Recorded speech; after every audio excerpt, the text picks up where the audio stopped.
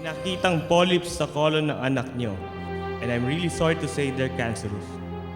Importanteng maoperahan ang anak nyo sa lalong madaling panahon. Daddy, masakit pa rin. Sa amin ganito. Kapag may nararamdaman ka sakit, ang isipin mo, nasa loob ka ng kuweba. At sa kuwebang ito, maraming candy, maraming kalaro. Doon sa kuwebang yun, masayang-masaya. At hindi ka masusundan ng kahit na anong klaseng sakit. Doon ka muna sa kuwebang yun. Habang ang daddy ay naghahanap ng lunas sa sakit mo. Ha? Huwag kang aalis sa kuwebang yun. Matulog ka lang.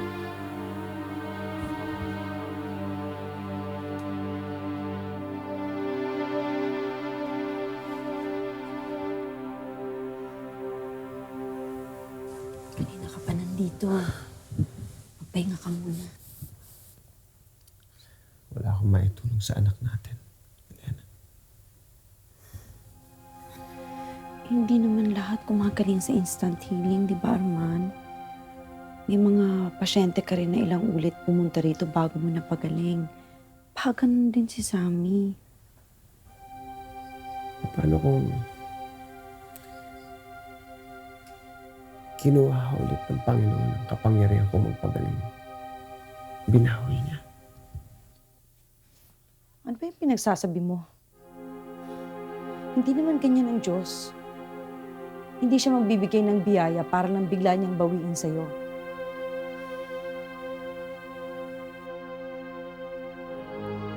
Dito sa kabila.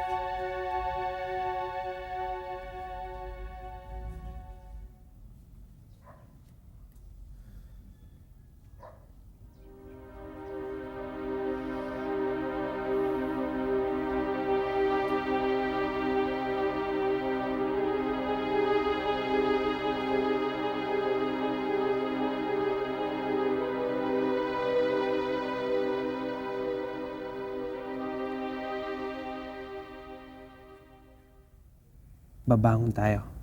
Dahan-dahan lang. Sabi mo sa akin kapag masakit, ha? Tutulungan kita. Aray!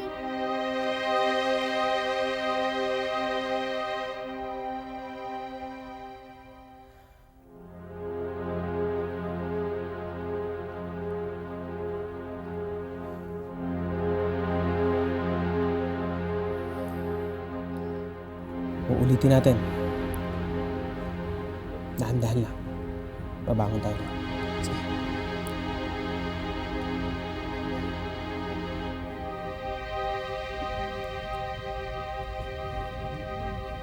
Masakit ba?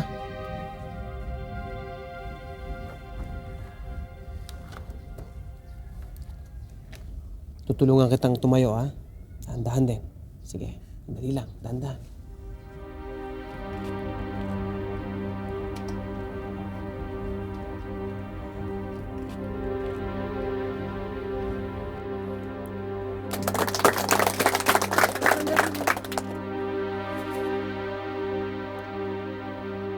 Lalakad ka, ha? Sige, hanggang dito muna.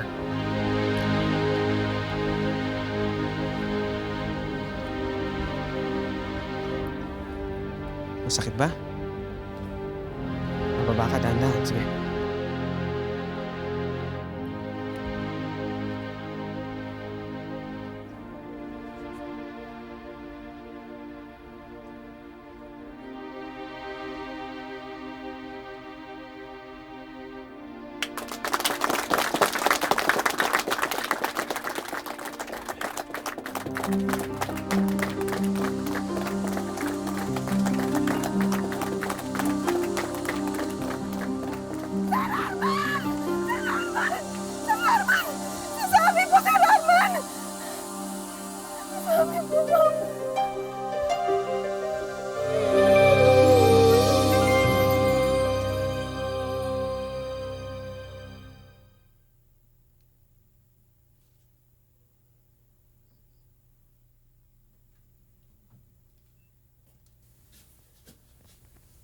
Pare, ayoko sanang madiliin yung desisyon ninyo. Pero lalo lamang malalagay sa peligro si Sammy kung i-delay natin ang operasyon.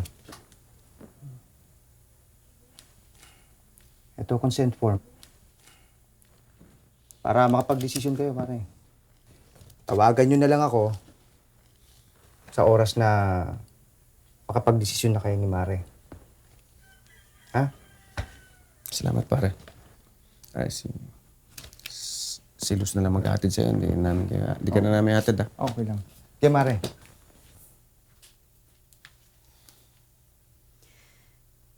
Hindi natin siya kailangang ipasok sa ospital. Naniniwala ako mapapagaling mo si Sammy. Elena, kung mapapagaling ko si Sammy, matagal ko na napagaling yan. Eh, lalo lang lumalala yung kalagayan ng bata. Kita mo naman. Kasi kulang ka sa pananampalataya.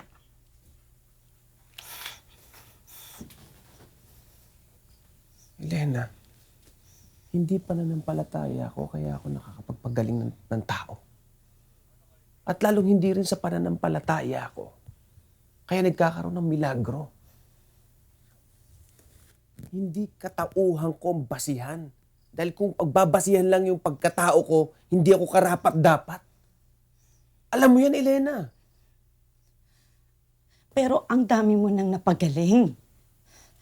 Kung ang ibang tao kaya mong tulungan, bakit hindi ang sarili mong anak? Ano, nakikiusap lang tayo.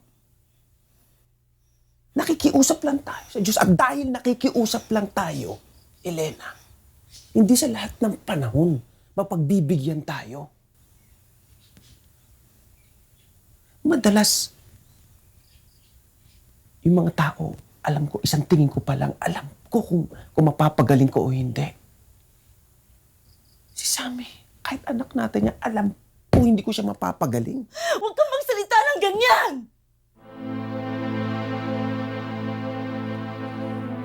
Gagaling ang anak natin. Bakit ka pa binigyan ng kapangyarihang magpagaling kung sarili mong pamilya hindi mo maligtas?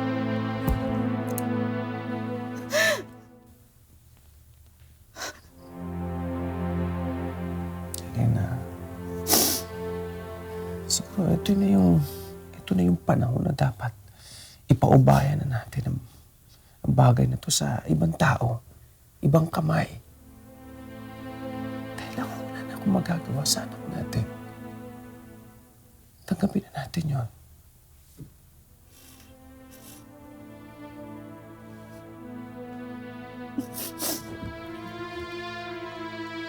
Elena! Elena!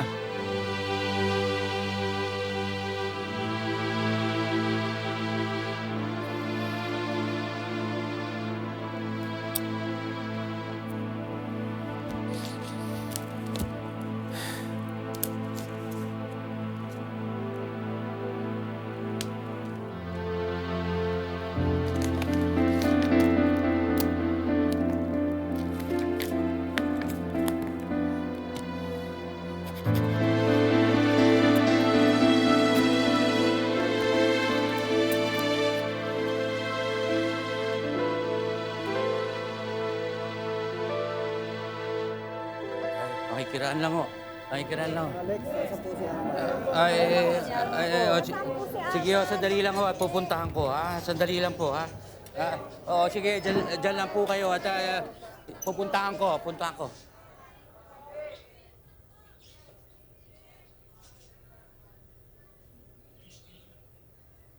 Arman? Arman!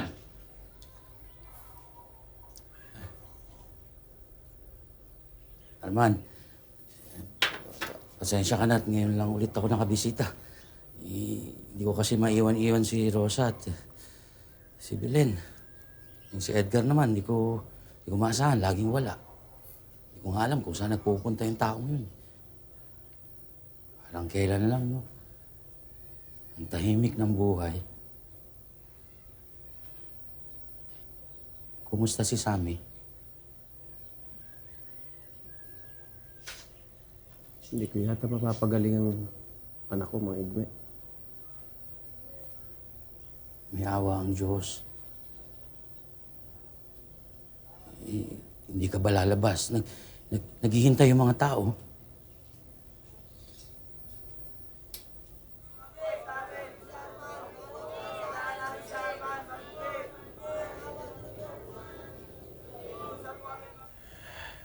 Hindi. Maghihintay kami sa'yo. Hindi. Yaman sila maghintay.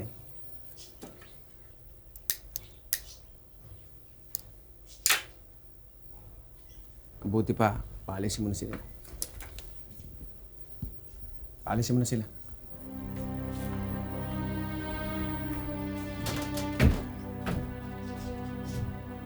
Arman.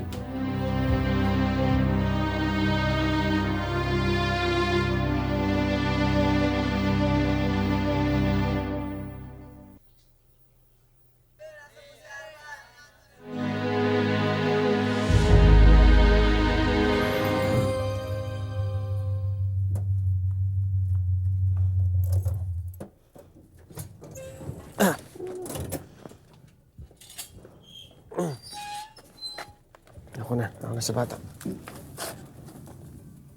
Tapos kunin mo yung thermos doon sa loob.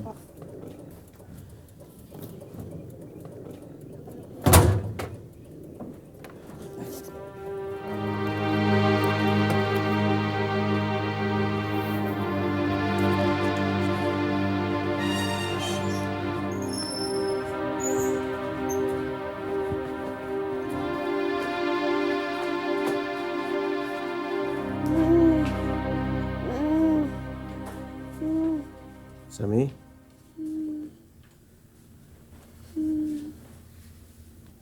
Sammy?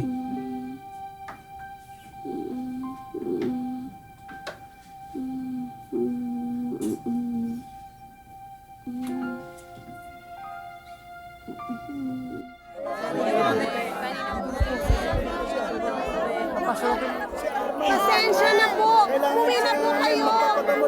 Hindi na po naghihiling si Sir eh. Sige na po, parang awa niyo na umuwi na po kayo. Pakiusap lang po. Pasensya na po kayo kasi hindi na po talaga naghihiling si Sir eh. Sige na, umuwi na po kayo. Naku, pasensya na po. Naku, pasensya na po talaga. Hindi na po naghihiling si Sir eh. Sige na po. Lalo ka sa bakit hindi ko sa init. Sige na, uwi na po kayo. Magkakasakit lang kayo dito ang init-init. Sige na po, uwi na po kayo. Nakikiusap po ako sa inyo. Sige na po, uwi na po kayo.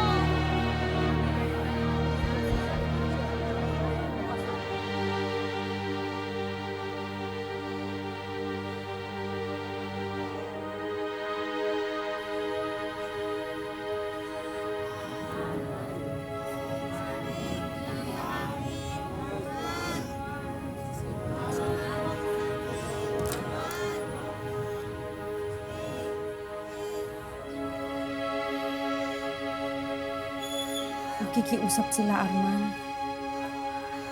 Araw-araw na lang natin silang pinagtatabunan.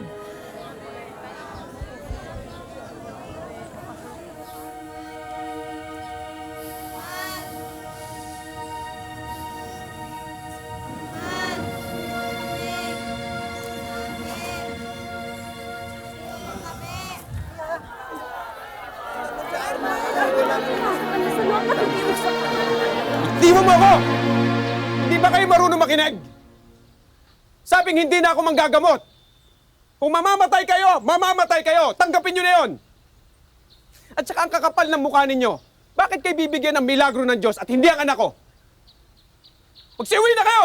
Lumayas na kayo! Wala nang milagro!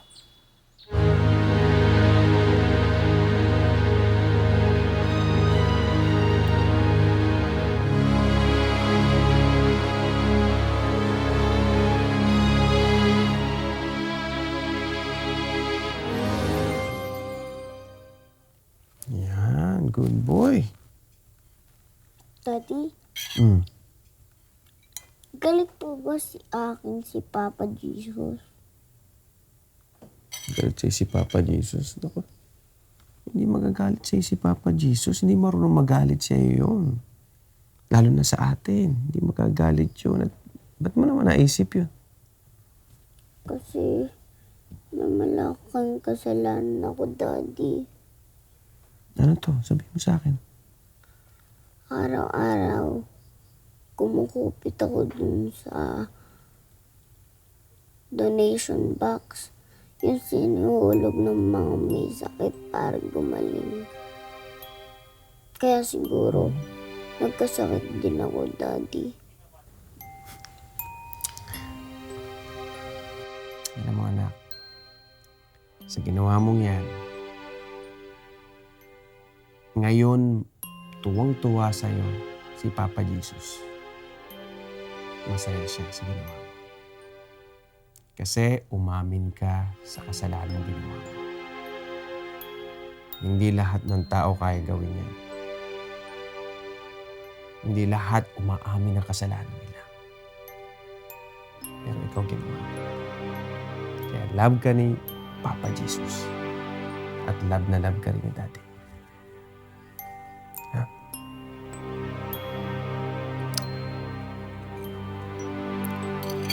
Busin ito. Yan.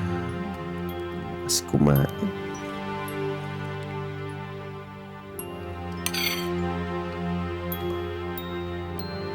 Naku. Mas kumain talaga.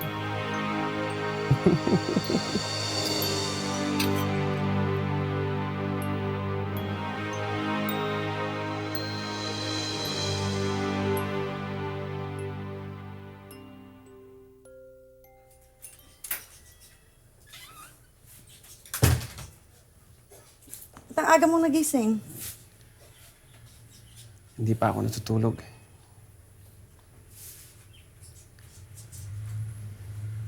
Upo ka.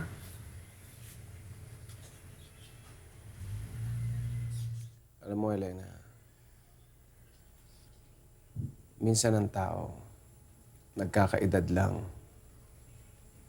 Pero wala namang pinagkakatandaan. Kagabi, napahiya ako sa anak natin.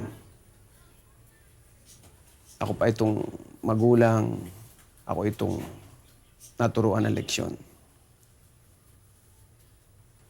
May pagtatapat ako sa'yo. Sana mapatawad mo ako.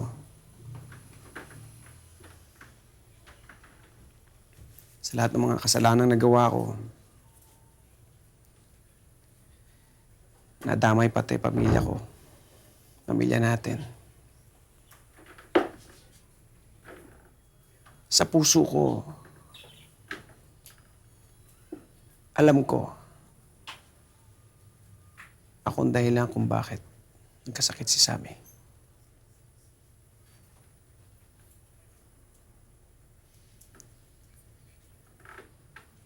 Ngayon nagbabayad ako.